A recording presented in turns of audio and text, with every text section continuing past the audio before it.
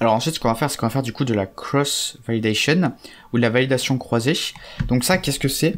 C'est en fait ce qu'on va faire, c'est que le problème qu'on a quand on fait un trend test split, c'est que le score en fait, enfin l'accuracy de notre modèle, donc la capacité, enfin combien de bonnes prédictions il fait, ça dépend en fait un petit peu du trend test split. C'est-à-dire que vous allez faire un trend test split, donc du coup ça va pas mettre les mêmes données que moi dans le X-train et dans le X-test.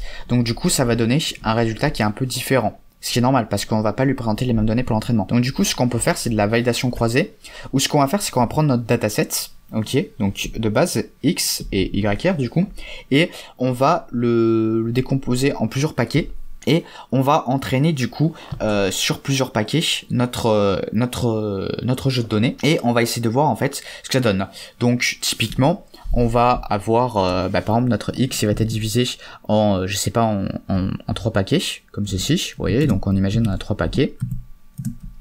Et donc ce qu'on va faire c'est que à la première itération on va par exemple prendre ces 2 premiers paquets pour l'entraînement, et celui-là ça va être pour valider du coup notre modèle. Donc ça va être du coup des nouvelles données pour essayer de comparer, enfin pour essayer de voir sa génération. Ensuite à la deuxième itération ce qu'on va faire c'est que on va prendre je sais pas, on va prendre par exemple allez, disons ce paquet là et ce paquet là pour l'entraînement. Mais par contre celui-là on va l'utiliser pour valider, pour vérifier en fait si notre modèle se généralise bien.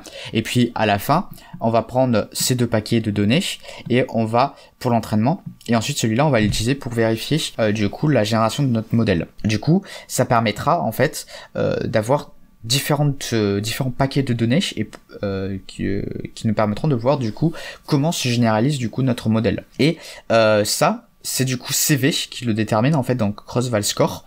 Donc ça détermine en fait combien de paquets. Donc là 20, ça veut dire que je vais découper mon dataset en 20 paquets, ok. Et donc du coup à chaque fois je vais avoir un paquet du coup qui va me servir pour la validation et les autres qui vont me servir pour l'entraînement. Et ce que je vais faire c'est que je vais prendre différents nombres de paquets. Donc c'est à dire que là vous voyez je vais faire un tableau NumPy qui va entre 5 et 30 ou 5 et 29, je sais plus exactement, bon c'est pas grave, 5 et 29 voilà. Et du coup ça veut dire que quand ça va être égal à 5, du coup je vais avoir 5 paquets et je vais du coup regarder, je vais faire du coup le même truc que je vous ai montré à l'instant avec les 3 paquets, et ensuite je vais récupérer du coup les scores et je vais faire une moyenne, et du coup je vais voir ce que ça donne en fait selon en fait le nombre de paquets que je fais. Quel est du coup le plus intéressant en fait, quel est celui qui me donne du coup une accuracy plus importante, enfin plus intéressante, et plus la plus importante, donc la plus intéressante, la plus élevée quoi. Et du coup c'est ce que je fais ici. Donc là j'ai repris LR Logistic Regression, j'ai pas fait un point fixe ici parce que j'en veux pas. Moi ce que je veux c'est juste mon modèle en fait, mais je veux pas qu'il soit déjà entraîné.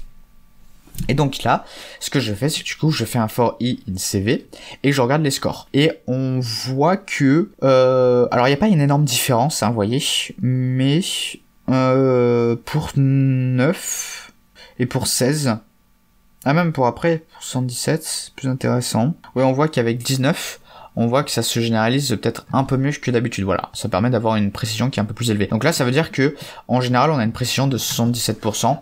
Donc, enfin 77,6%, donc ce qui est assez intéressant, c'est un peu plus élevé que d'habitude. Voilà, donc ça permet juste de voir un peu mieux comment se généralise notre modèle.